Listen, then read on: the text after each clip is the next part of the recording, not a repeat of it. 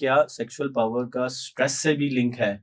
बहुत ज़्यादा। फिर तो पाकिस्तानी सारी फारिग हैं, इसमें क्योंकि पाकिस्तान में सब स्ट्रेस में। बिकॉज़ कॉर्टिसोल जब ज़्यादा होता है तो टेस्टोस्टेरोन कम होना शुरू हो जाता है। ठीक है। आपने उन दोनों चीज़ों को बैलेंस करना बचपन की नादानियाँ क्या सचमुच सेक्सुअल पावर को इफ़ेक्ट करती हैं? है। टू सम एक्सटेंट मिथ्स भी हैं, but it can also effect. हम एंड हाउ? 100% श्योरिटी के साथ नहीं कह सकते। सेक्सुअल पावर का कम या ज़्यादा होने का स्पर्म काउंट से कोई डायरेक्ट लिंक है? Sperm count is related to directly testosterone, and second, the temperature of the testicles. अच्छा, एक इम्पोर्टेंट क्वेश्चन, क्या सेक्सुअल पावर का स्ट्रेस से भी लिंक है? बहुत ज़्यादा। फिर तो पाकिस्तानी सारी फारिग हैं, इसमें क्योंकि पाकिस्तान में सब स्ट्रेस में। फिर तो हम सबको ज़रूरत है। क्रॉनिक स्ट्रेस सिर्फ पाकिस्तान का नहीं, पूरी दुनिया का मसला है। ठीक है। बिकॉज हम लोग कंसिस्टेंटली स्ट्रेस की स्टेट में रहते हैं। अब हमने उसमें करना क्या होता है कि अगेन वही हमें डी स्ट्रेस करने वाले पीरियड्स अपने डे के अंदर इंक्लूड करने हैं, स्पेशली अर्ली मॉर्निंग। जब हम सुबह सुबह उठते हैं तो वो जो पहले 5 मिनट होते हैं ना, जिसमें हम उठते ही पहले फोन उठाते हैं, that is something which triggers cortisol. Actual में हम उस स्टेट में होते नहीं है कि जिसमें कॉर्टिसोल रिलीज होगा फौरी से, बट हम क्योंकि फोन उठाते हैं, नोटिफिकेशंस आ रहे हैं, एकदम से हम we are trying to get back to the routine. So वो स्ट्रेस क्रिएट कर रहा है। सो एक तो वो वाला पीरियड है। सेकंड, जो रात को हम सोने से पहले वाला पीरियड है, दैट इज इंपॉर्टेंट। सो इन दोनों पीरियड्स पे हमने कोशिश ये करनी है कि हम एक्चुअल में कॉर्टिसोल को कम करें, जो स्ट्रेस हार्मोन है। बिकॉज कॉर्टिसोल जब ज्यादा होता है तो टेस्टोस्टेरोन कम होना शुरू हो जाता है। ठीक सो है। आपने उन दोनों चीजों को बैलेंस करना। अच्छा डॉक्टर साहब, नेक्स्ट क्वेश्चन। बड़ा हम सुनते हैं यार कि इसको ये मसला, उसको मसला है, बचपन की नादानियाँ। तो ये बचपन की नादानियाँ क्या सचमुच सेक्सुअल पावर को इफ़ेक्ट करती हैं? यहाँ पे एवें गल्लां बड़ियां ने। टू सम एक्सटेंट मिथ्स भी हैं, but it can also effect. हम एंड हाउ? 100% श्योरिटी के साथ नहीं कह सकते। ठीक है। डिपेंड ये करता है कि उसने अपने आप को साइकोलॉजिकली कितना ज्यादा इम्पैक्ट कर लिया, या साइकोलॉजिकली वो किसी चीज पे एडिक्शन वाली साइड पे तो नहीं चला। हाँ, बिल्कुल। बिकॉज अगर वो इन साइड्स पे चली गई ये चीज, तो फिर अनरियलिस्टिक एक्सपेक्टेशंस डेवलप हो जाती हैं।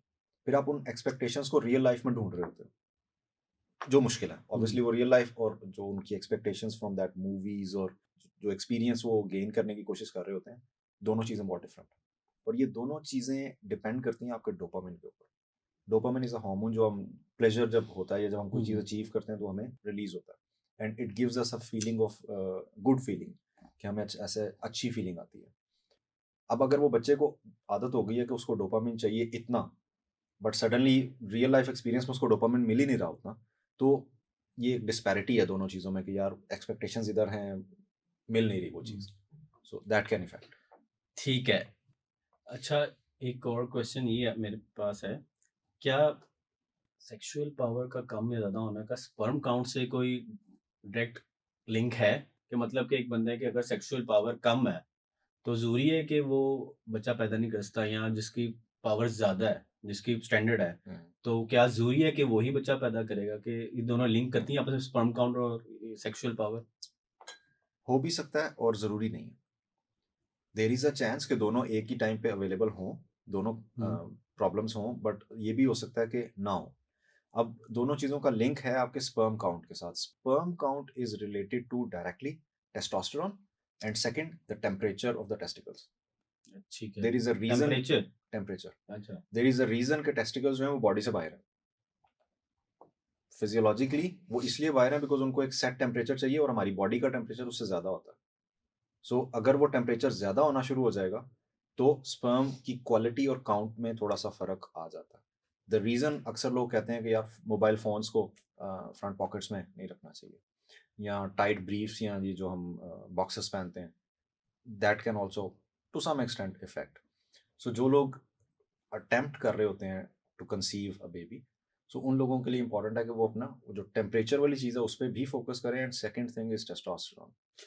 अच्छा, तुम जब इस टेम्परेचर की बात, ये तो कौन सा टेम्परेचर ज़्यादा सूटेबल है फिर? मतलब कि क्या, कितना डिग्री आपके ख्याल से, कि यार ये गर्मियाँ, सर्दियाँ, बाहर फ़िज़ा, टेम्परेचर की हम जब बात करेंगे तो लोगों के माइंड में ये आएगा कि शायद मौसम की बात हो रही है। नहीं, इट्स जनरली कि आपके बॉडी के टेम्परेचर से somewhere around 2 to 4 degrees less.